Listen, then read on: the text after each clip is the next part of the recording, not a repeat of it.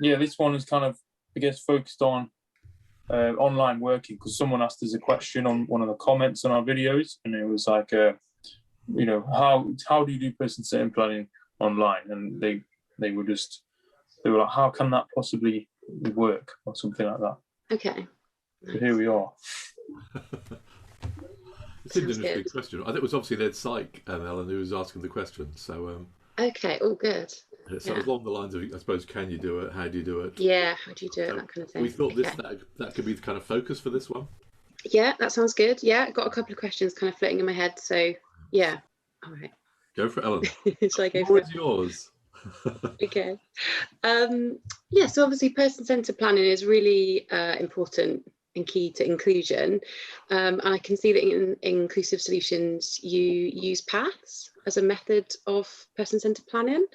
Yeah, can you tell me a bit more about what a path is and how you use it? Certainly can. Have you got one, Elliot, to kind of show, I wonder?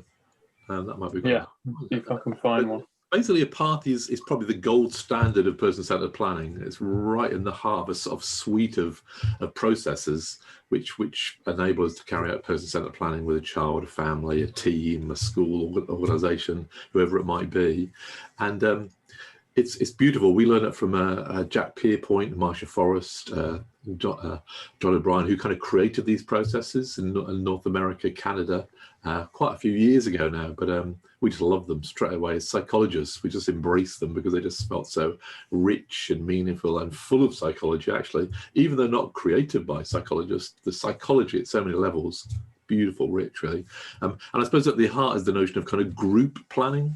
That it involves participation from everybody involved, and rather just something else being done to a child or a disabled adult, you know, something being done from the outside. This is something you're deliberately doing with the person, And Elliot's put one up there for us to have a little look at there. So brilliant. So this is an online path we've created during lockdown, which shows it's possible. Pat, you can take us through the steps, Elliot. Yeah, so it starts off looking at the dream, so what we'd really like to see in the future for the focused person. So obviously the focused person is in the room and with all their loved ones and family and friends, and they all sort of say what they would like to see for them. So this is kind of just really forward-looking, a bit of visioning, and then we look at, think about what the values are, like the most important things that hold up this vision, and these go in the bricks in the bottom right, or the value bricks. Then we go to 1 year from now and we set like realistic goals where we could actually get in 1 year. And these have got to be like positive and possible goals.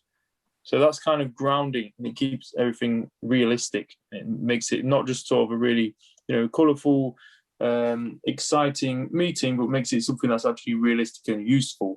So we've actually set some real goals there. And then we look at where we are now on the left side, and then we look at all the facts and figures of the now, everything that's happening, and then what's the situation right now.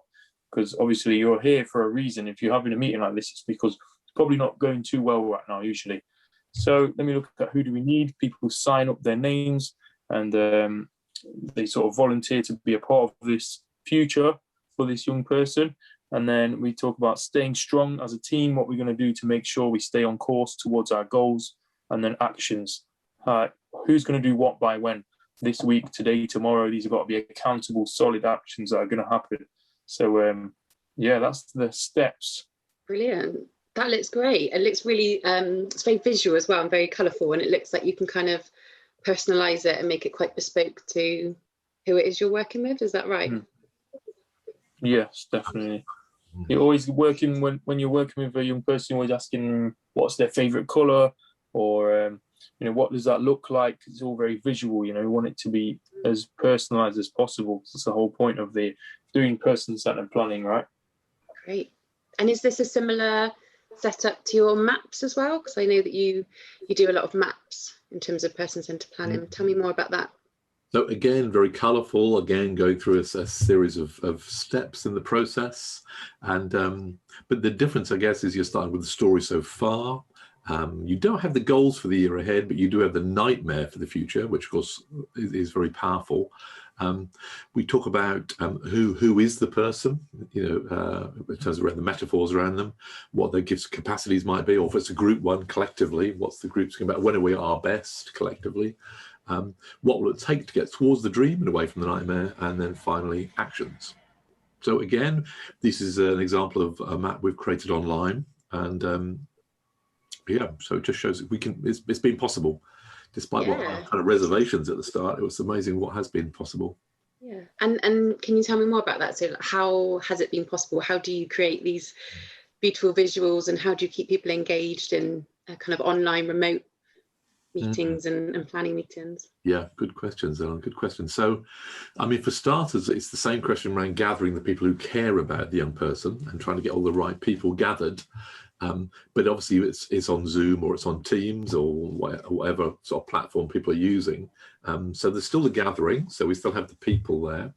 And we're still trying to keep it as interactive as possible. So the breakout rooms, just so fortunate they were part of the technology, because we've used them a lot in this way of working. So breaking down to 2s, into 3s, into 4s, that you'd probably do if you were doing this work live to maximize participation. You were able to use with the breakout rooms, fortunately. And obviously who's in the gatherings. You can kind of ask people direct questions as well, again, to maximize participation. So still we've kept the interactivity. We've still been able to use props. So I've still got a bag full of props here that I can kind of reach for, and anything can kind of pop out from the props bag. We obviously got the magic wand still in play, and keys, and you name it, really. So because people are looking at a camera with a video, they can see the prop. They can't hold the prop, but they can certainly see it. That's kind of helped with the kind of props. You've not lost any of that kind of richness that you get from using the props by doing it online. You can still have the same effect. Exactly. We've really tried to do that. I mean, you can't smell the prop, you can't get hold of the prop, but you can at least see the prop. So I think that has certainly kind of helped in that respect. And then in terms of the practicalities around kind of creating what is normally a big wall-shaped graphic online for people, well, Elliot, perhaps you could describe how you've been going about that? So I've been using an iPad and an Apple Pencil, and the program called Procreate, which is what I showed you those graphics on. It's a really powerful piece of software. It's about £10 to buy it, but it's a game changer, really. In terms of what you can do on the iPad, I find it now it's going to be hard to go back to paper, because it's so much more easy to use. You can move things around, you can delete things, erase things, make things bigger or smaller. So in terms of, you can have layers and stuff like that. You can insert photos. You can do whatever you want. So it does make it a lot easier, probably, and it's a lot more. I think the colours are maybe a bit more vivid, a bit brighter, because it's digital. You can then email it to everyone really quickly, rather than having a photo of it on your phone, which might not always be ideal. And then, it's a very different situation, but it's working really well. So I definitely recommend Procreate and having a pencil. The pencil is such a good stylus. The other ones that I've tried, just a general like Bluetooth stylus, is just not as accurate and is not as smooth in terms of when you're drawing. So definitely recommend that one. Okay. And do you tend, I'm just thinking in terms of the screen and things, do you share screen just on the visual and just have the visual up, or can you see people in the meeting at the same time when you do it online? Yeah, so I'll sometimes have multiple devices open. So I'll have a laptop where I'm in the Zoom meeting and I can see everyone, and I can see on the iPad, I'm just sharing my screen. So all I can see on the iPad screen is the graphic itself. But because I'm sharing it, I can then see it on my laptop over here. Or if we are doing something which is involving a training session, I might have the slides on the screen, and then I'll be doing a graphic over here. And then when it comes to sharing the graphic doesn't always need to be shared, right? So you might be just taking notes while a slide is on the screen. So Colin might be talking about a slide, and then people might be feeding back, and I'll be writing everything down, and then it will come back, and Colin will be like to me, "Oh, do you want to share the graphic now?" And then I'll just take over the screen and share the feedback that I've taken. So we kind of do it like that. It's a bit of a dance between us, who's sharing the screen at the time. Yeah. Brilliant. And that flows quite well in terms of online? Yeah, when you get used to the dance, as Elliot, Yeah. it is quite nice. People quite like it as they're speaking, especially if they're feeding back their ideas for a dream or their ideas around an activity that we might be doing as part of the training, to see the graphic coming to life and the graphic kind of literally writing up their ideas as the ideas are said. That has the power that you would normally get of the graphic physically in the room. Really kind of reminds people of that. Perfect handout as well at the end. People really like them. And there's time at the end as well to kind of refine them a bit, to just sort of put the finishing touches on, or colour them, add the colour, or get that just right. Great. So, yeah, I love that idea of being able to share it quite quickly and widely, which is, it's key of person-centred planning, isn't it? Is kind of having that impact quickly. So we can email them straight out. So there's all that utility. You can put them online. You can do so much with them, really. So that they are very useful. But what about people who are not using Apple stuff, Elliot? Products? There's various things like the Surface Pro is really good, and it's got a stylus, I think, with it already, which is probably a really good piece of hardware. But I'm not sure about what programs to use on that. Probably just Google it, see if there's any really good sketching software. You just need anything that is capable of sketching or like graphic design kind of software. I think some people might have even tried to kind of video themselves on a piece of paper doing the graphic, but it's tough. Not very good. It's tough to get that, to make that come across clearly and accurately on screen. I think this use of Procreate seems to be the most effective way we've seen so far, but obviously open to any other practice. Great. And have you found that there's been any particular challenges to this remote way of working, and like how have you overcome them, or been able to adapt? Another great question. I mean, there are challenges, obviously. I mean, the biggest challenge is you can't see people, and especially people who turn the cameras off, or so they can't activate the video for whatever reason. That's a major challenge, because usually when you're running person-centered planning events for real, I mean, certainly when you're running the process, you're forever scanning the group. You're looking at people's faces. You're reading the sort of small inflections in people's faces. You're kind of taking the emotional temperature really in different points. And obviously you can quick to spot this distress or irritation or amusement. You can just spot those things. But when you're on Zoom or Teams, of course, even when you do see a bunch of faces, you're not seeing everybody. So I would say that's a massive issue, really. And initially that was giving me a big concern about whether we should be even doing it at all, really, for that reason. But so far, touch wood, as far as we know, it's been going well. But because you won't always know, that's the other worry, isn't it? You just don't know because you just don't see the faces. So that's the biggie, really, just not seeing people, not feeling the atmosphere, not sensing the atmosphere. But I think everyone who's been involved with this kind of online discourse with children or with adults would recognise that. That's a massive challenge, isn't it, really? But that's certainly a biggie for person-centered planning, which kind of really, it's built on the personal element, really, isn't it? It's such, as the title suggests, really person-centered. So, but as far as we can, by keep checking in, I suppose that's the biggest thing we've done, keep checking in, asking people to turn the videos on, asking people direct questions, especially key players if it's person-centered planning. We've done quite a lot of direct questioning. Elliot, sorry? Yeah, some of a big part of person-centered planning in real life, in the real world, is sort of preparing in advance and creating an atmosphere that the young person is really going to respond well to. So finding out what their favourite snacks are, favourite music, and putting some of those snacks on everyone's seat when they enter the room, and playing their favourite songs as they enter the room or throughout the session. And it's kind of difficult to do that over Zoom. So those are the kind of little things that you're missing out on. So we can't wait to get back to doing it in the real world.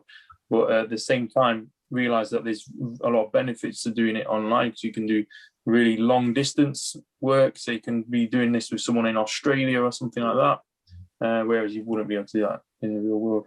Yeah, we did this we did work with people in New Zealand and Australia. Yeah. And the States. So in terms of it being accessible, I guess it can be, you're kind of working in areas that maybe wouldn't have been possible with the length of travel and costs, and And back on our community circles, we had somebody from South America and somebody from Australia attending, and everybody else was from Nottingham. I mean, how cool is that? Great. So yeah, That was quite fun. That was quite fun. We've done work with a language barrier as well. We worked with a bunch of Greek people, and they had somebody translating everything that was said during the training. Yeah. That was Greek parents. It was focused on Greek parents, wasn't it, really, who were in lockdown, us, and they were wanting support from ourselves. And they also had they had a live translator, but they also had like a translation coming up at the bottom as well, kind of scrolling, which would again in the real world would be much tougher to do. But they laid that on. That was quite interesting. Great. And what about, I'm just thinking in terms of the software that we use to do remote working, what about things like the chat function? Do you notice that sometimes that could be a benefit in the sense of some people can express themselves a bit more through the chat function? Or thanks for reminding us, Ellen, because we use that a lot actually. The chat function. It's really useful if you want a lot of feedback quickly from people, especially in larger groups. So on large training events, it's really, really rich.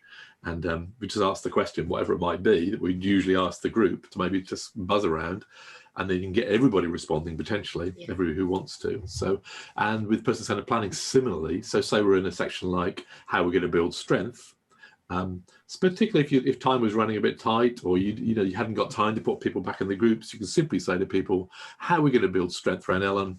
Put your ideas into the chat really, and just fire them out. And then I'd probably just read them back, or ask somebody from the group to read them back out. So Elliot gets 2 chances to hear them again, or see them, read them and hear them. And then he can kind of graphic them. So yeah, that works really, really well actually. Just that real sense of participation, isn't it? Even though it's online. Yeah. Yes. Exactly. That bit I always dread, because it gets so much feedback that it's hard to keep up with it all. That's a lot of rich feedback. Which is, I suppose, one of the tips really is making sure somebody's reading it as well as it. So don't just rely on the graphic person just to simply write it down. It's kind of a bit too tough on them really, because then time will be on and we'll be on to the next step. That's quite tough. I guess that sort of dual role helps, doesn't it? I mean, you always say never dive alone, don't you? So there's that example. It wouldn't be possible, to be honest. I could never do a graphic and run the meeting at the same time. It just wouldn't be possible. Yeah. It would all end in tears. So if anybody's watching this thinking, maybe I could just do this on my own, I'm here, I've got a great computer, I've got my iPad all set up. You'll disappear without trace. Don't even bother. Disappear into the ether without trace. So it sounds like there's been some real benefits in terms of kind of online and remote working and accessibility of it. And you talked a bit about person-centered planning and paths and maps and things. What else have you been able to kind of offer or use the remote kind of offerings? What else have you been able to do? Well, one thing, of course, is our problem-solving work, and the Circle of Adults process, the Solution Circle, and the Insights and Solutions Circles processes. Turns out they lend themselves really well to this way of working, actually.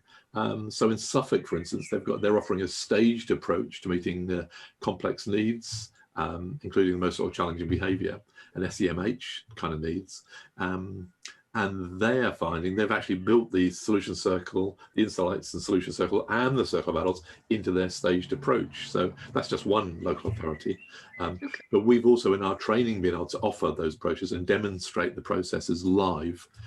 So that's been great, actually. That's been great. And again, good use of the chat function. As soon as you get to the creative box, you can have people shooting out loads and loads of ideas, and they can type them up, and they can put the live link, the website link, the resource link, the book link, whatever it might be. So that's kind of useful as well. So certainly the problem solving. We've talked about and certainly training. We've done a training now kind of on almost every element of stuff we would usually be training face-to-face with people. But funny enough, I was most reluctant to do keys to inclusion training because it was so hearts and minds and such a strong emotional element. And yet we have had a lot of success with that, actually. People have still been able to be quite moved online and engage with their hearts as well as their heads. And in fact, only this afternoon, we're in Wolverhampton running a kind of series on their work on inclusion. So even that process, even though you're going to deliberately go much deeper than you usually would, again, because of the use of the breakout rooms and the interactive nature, we've been able to run a range of training, haven't we, when you think about it? All of it, really, and probably more. We developed more training through the past couple of years that we hadn't even done before. So we've done a training around racism and anti-racism, that kind of thing. we can actually host a webinar without having to sort of organize in advance and just put it out online and see who shows up and just accept like donations, which was what we were doing throughout the pandemic. That's where, and these was like a series of webinars where we just opened it up to the public and get whoever we get, where usually we wouldn't work like that. We'd usually work as, we've got this event coming up for this particular group of people and we're going to do a specific thing for them. So this is kind of giving us a bit of creative freedom, really, to just kind of do new things. I think it was included. Creative freedom, that sounds great. I'll tell you what, it's interesting on the creative freedom, and in a way it took us to a place we wouldn't usually do, which was much shorter sessions. So like for an hour and a half, 2 hours, what can you get in there? And in Nottinghamshire, for instance, they had us running twilights for staff. So literally at 3:30, we were straight in there with a 2-hour twilight on a range of quite challenging topics, from format to attachment, some quite sort of deep issues. What can you tell us in 2 hours on this, kind of, but done in our kind of interactive style? So that was quite interesting as well.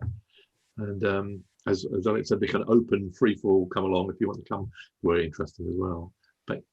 And all of this also fed into our online school, which is quite nice. So we've created this kind of online inclusive solutions school with about 40 plus courses in it now.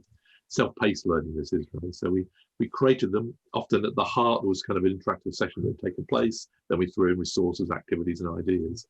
And so people can kind of access those. You're on one of our subscribers right now, Lynn, yourself, aren't you? I am, yeah, and I like to just, you're able just to dip in, and there might be a topic of particular interest, or just to have a look at some of the graphics that are used and kind of practice that side of it as well. So it's a great resource, yeah.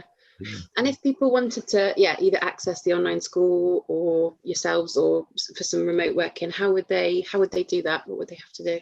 Well, the main website's inclusive-solutions.com. That is the main one. And for the, I could show you so this is the online school. This is kind of what it looks like. This is for the self-paced learning courses, just in case anybody's interested. Again, you can see what kind of range of possibilities that are up there, really. Anything from race to autism to mental health, lots on person-centered planning, as you might have guessed. If people want to access it, this is the longer website for our Inclusive Solutions School and the teachable courses. So it's cool up there. There's the QR code, if you like QR codes, and that'll take us straight to it. Great, thank you. Is there anything else that you'd like to say about your online working, or? No, Ellen, but it's been a lot of fun. And what the great thing is it's enabled us to carry on with battling for inclusion, really, and really trying to promote that way of thinking and understanding, challenging the medical model, getting people out of that mind frame in what couldn't have been more difficult times, could they really? So marvelous for being able to carry on with this way of working. So, and thanks to Elliot for his creative, practical technology that he's brought to play as well, because I think it would have been much tougher without him. And being able to do things like this and record this conversation is a lot easier than if we had to set up loads of cameras and everything in the real world. It'd be really complicated to make this happen. So just being able to do this really easily is another benefit of it as well. Yeah. So it sounds like just being able to be, just adapt and be creative and just get inclusion done, isn't it? So it's great. Exactly. Yeah. Doing whatever it takes.